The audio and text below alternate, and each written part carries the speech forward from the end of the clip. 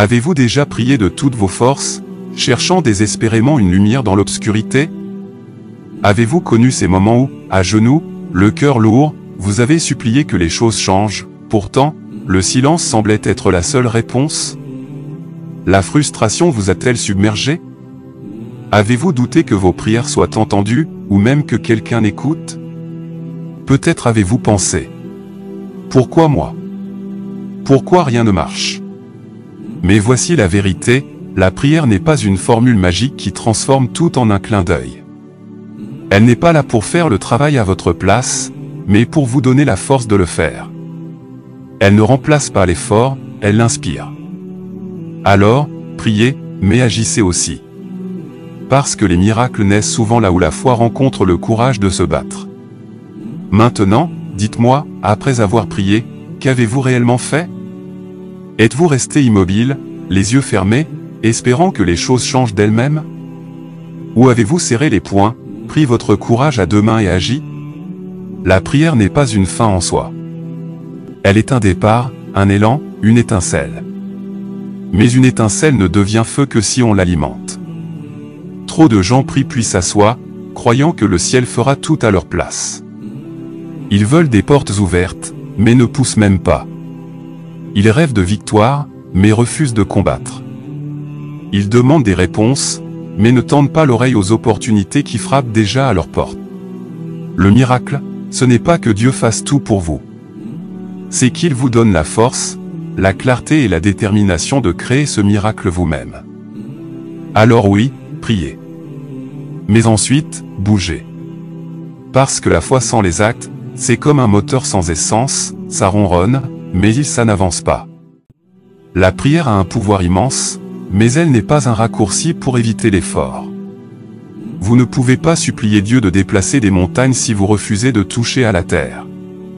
Il ne vous donnera pas de solution clé en main tant que vos propres mains restent croisées. Prenez cette pelle, oui, mais surtout, prenez-la avec intelligence. Ne creusez pas au hasard, comme un fou qui frappe dans le vide. Creusez avec stratégie, avec une discipline de fer, avec cette certitude absolue que votre travail acharné, marié à votre foi, fera éclater les obstacles. La prière allume l'étincelle, mais c'est votre action qui entretient le feu transformateur. On ne répète pas « aide-toi », le ciel t'aidera par hasard. Cette sagesse ancienne a traversé les siècles parce qu'elle révèle une loi immuable, la foi véritable n'est pas une attente béate. C'est une énergie vivante qui vous propulse en avant quand tout vous pousse à reculer. Elle vous donne des ailes quand vos jambes tremblent, elle vous fait voir l'invisible quand le découragement vous aveugle. Mais cette force ne s'active qu'à une condition, que vous fassiez le premier pas. Et le deuxième. Et le centième. Dieu répond toujours, parfois en changeant les circonstances, plus souvent en changeant votre capacité à les affronter. Le miracle, c'est peut-être simplement cette force insoupçonnée qu'il a déposée en vous, et qui n'attend qu'un geste de votre part pour se révéler. Mais ne sois pas paralysé par la peur, à attendre que les étoiles s'alignent parfaitement, c'est se condamner à l'échec avant même d'avoir commencé. La vie ne vous remettra jamais un plan détaillé avec garantie de succès, parfois, vous devrez avancer à l'aveugle, un pas après l'autre, en faisant confiance à cette petite voix qui murmure « Continue ». Car la foi authentique ne se mesure pas à ce que vous voyez, mais à ce que vous osez entreprendre quand tout semble incertain. Vous pouvez supplier Dieu pour du courage, mais si vous ne vous confrontez jamais à vos peurs, comment découvrirez-vous l'étendue de votre force intérieure? Vous pouvez implorer des occasions, mais si vous ne tendez pas la main, comment le destin pourrait-il vous saisir? Dieu sème abondamment des opportunités sur votre route, mais c'est à vous de vous baisser pour les ramasser, de vous salir les mains pour les cultiver. Pensez-y. Un bodybuilder deviendrait-il massif en regardant les haltères? Un pianiste virtuose maîtriserait-il son instrument sans répéter ses gammes? Une start-up deviendrait-elle florissante si ses fondateurs ne travaillaient que lorsque l'inspiration se présente? Bien sûr que non. Chaque réalisation digne de ce nom porte la marque indélébile de l'effort soutenu. La prière est votre connexion divine, votre source d'inspiration, mais les muscles de la réussite ne se construisent que dans l'arène de l'action quotidienne. Les bénédictions que vous cherchez sont déjà à l'horizon. Mais elles ne vous atteindront pas si vous restez immobile. Quand vous priez, vous allumez quelque chose en vous. Vous vous alignez avec une puissance supérieure. Vous gagnez en force, en clarté et en but. Mais la prière seule ne construira pas vos rêves. Dieu vous donne les outils, mais c'est à vous de les prendre et de les utiliser. Mais voici la clé. Votre effort est le carburant qui donne vie à ces prières. Sans action, même les plus grandes bénédictions restent un potentiel inexploité. Vous devez bouger. Vous devez travailler dur. Vous devez agir comme si tout dépendait de vous. Parce qu'en un sens, c'est le cas. Dieu peut ouvrir des portes, mais vous devez les franchir. Dieu peut vous guider, mais vous devez faire le voyage. La foi ne consiste pas à s'asseoir et à attendre. Elle consiste à croire si profondément que vous êtes prêt à transpirer, à vous sacrifier et à lutter. Parce que c'est là que la transformation se produit. Pensez au grand. Michael Jordan n'a pas prié pour ses 6 titres de champion. Il a prié, puis il s'est entraîné plus dur que quiconque. Oprah n'a pas juste prié pour le succès. Elle a fourni des efforts acharnés pour y parvenir. Elon Musk n'a pas juste rêvé de Tesla et SpaceX. Il a travaillé, pris des risques et les a concrétisés. Steve Jobs ne s'est pas contenté d'espérer qu'Apple réussisse. Il a pris des décisions difficiles, a fait face à des échecs et a continué à avancer. La foi alimente l'action, mais l'action apporte des résultats. Trop de gens prient pour un miracle mais refusent d'être le miracle dans leur propre vie. Ils demandent des conseils mais ignorent les étapes à suivre. Ils demandent de la force mais fuient les épreuves qui la forgent. Ils implorent le succès mais refusent d'embrasser la discipline, les longues heures, la persévérance que le succès exige. La vraie foi, c'est avancer dans l'inconnu, armé uniquement de confiance et de détermination. La vraie foi, c'est tomber, échouer et se relever, en sachant que Dieu est toujours avec vous. La vraie foi, c'est comprendre que si Dieu vous donne les ressources, c'est à vous de construire la vie que vous méritez. Mais voici la chose. Il ne s'agit pas seulement de travailler dur, mais de travailler intelligemment. Il s'agit d'apprendre, de s'adapter et de repousser continuellement vos limites. Il s'agit de résilience, car peu importe vos efforts, vous rencontrerez des obstacles. Vous connaîtrez l'échec. Vous aurez des moments où tout semble s'effondrer. Mais ces moments ne sont pas la fin, ils sont le début de votre retour. Vous voyez, l'effort sans persévérance est comme un feu sans carburant. Il ne durera pas. Vous ne pouvez pas juste travailler dur un jour, une semaine ou un mois et attendre des miracles. La grandeur se construit sur des années de dévouement, de discipline et de constance. Alors laissez-moi vous demander, êtes-vous prêt à vous battre pour ce que vous avez prié? Êtes-vous prêt à vous relever à chaque chute? Êtes-vous prêt à travailler dur même quand personne ne regarde, même quand il semble que rien ne se passe? Parce que ceux qui le font sont ceux qui voient les bénédictions de Dieu se déployer de manière inimaginable. Ne priez pas juste pour une opportunité, préparez-vous-y avec une détermination acharnée. Ne souhaitez pas juste le succès, travaillez-y avec une persévérance inébranlable en surmontant chaque obstacle. Et n'attendez pas un miracle, soyez le miracle en agissant avec audace, en avançant quand les autres reculent, et en prouvant par vos efforts que vous êtes prêts pour les bénédictions que vous cherchez. Votre foi et vos efforts, ensemble, créeront quelque chose d'extraordinaire. Alors continuez, poussez plus loin, parce que Dieu est avec vous, mais c'est à vous de jouer.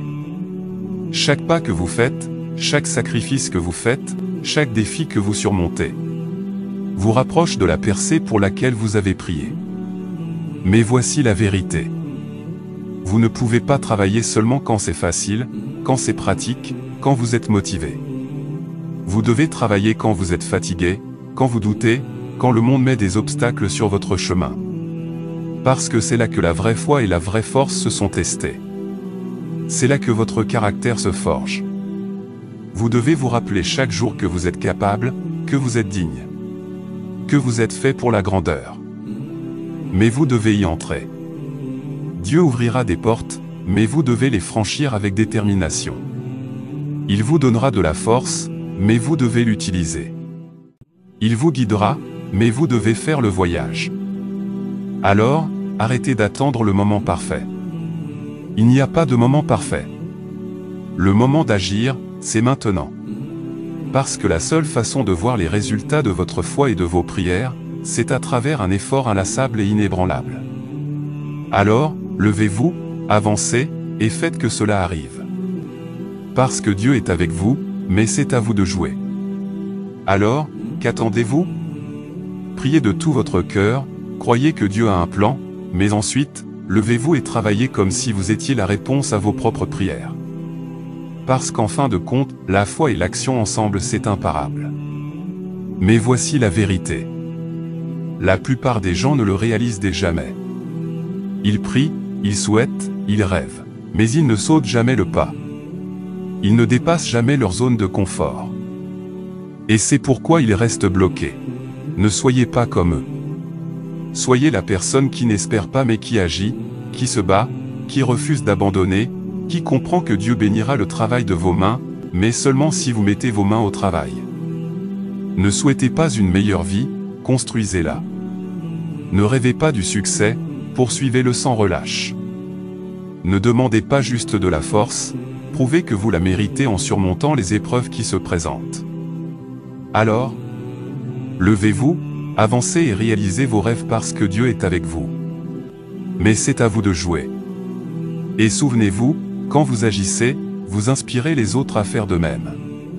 Vous refusez d'abandonner, vous montrez aux autres ce qui est possible. Quand vous avancez, vous devenez l'exemple de la foi en mouvement. Vous devenez l'étincelle qui déclenche le changement autour de vous. Parce que quand une personne décide de s'élever, et c'est pourquoi il reste bloqué. Ne soyez pas comme eux. Soyez la personne qui n'espère pas mais qui agit, qui se bat, qui refuse d'abandonner, qui comprend que Dieu bénira le travail de vos mains, mais seulement si vous mettez vos mains au travail. Ne souhaitez pas une meilleure vie, construisez-la. Ne rêvez pas du succès, poursuivez-le sans relâche. Ne demandez pas juste de la force, prouvez que vous la méritez en surmontant les épreuves qui se présentent. Alors, levez-vous, avancez et réalisez vos rêves parce que Dieu est avec vous. Mais c'est à vous de jouer. Et souvenez-vous, quand vous agissez, vous inspirez les autres à faire de même. Vous refusez d'abandonner, vous montrez aux autres ce qui est possible. Quand vous avancez, vous devenez l'exemple de la foi en mouvement. Vous devenez l'étincelle qui déclenche le changement autour de vous. Parce que quand une personne décide de s'élever, elle donne aux autres la permission de faire de même. Mais ne vous élevez pas juste un instant, élevez-vous chaque jour. Ne poussez pas seulement quand c'est facile, poussez quand c'est dur. Parce que la vraie foi ce n'est pas croire quand tout va bien, mais croire même quand tout semble contre vous. C'est tenir bon pendant la tempête, travailler malgré l'épuisement, refuser de se contenter de moins que la grandeur pour laquelle vous avez été créé. Le monde ne récompense pas ceux qui attendent, il récompense ceux qui agissent. Si ce secret a su éveiller en vous l'envie de bouger, prouvez votre motivation en laissant un 224 en commentaire. Ce nombre représente bien plus qu'un simple chiffre, c'est le symbole de votre volonté inébranlable, où croyance et persévérance s'unissent pour façonner une existence hors du commun. Maintenant, c'est à vous de saisir l'opportunité. Osez, priez, et lancez-vous en écrivant 224. Ce petit geste qui scellera le début d'une transformation radicale. La grandeur qui sommeille en vous mérite de se révéler au monde.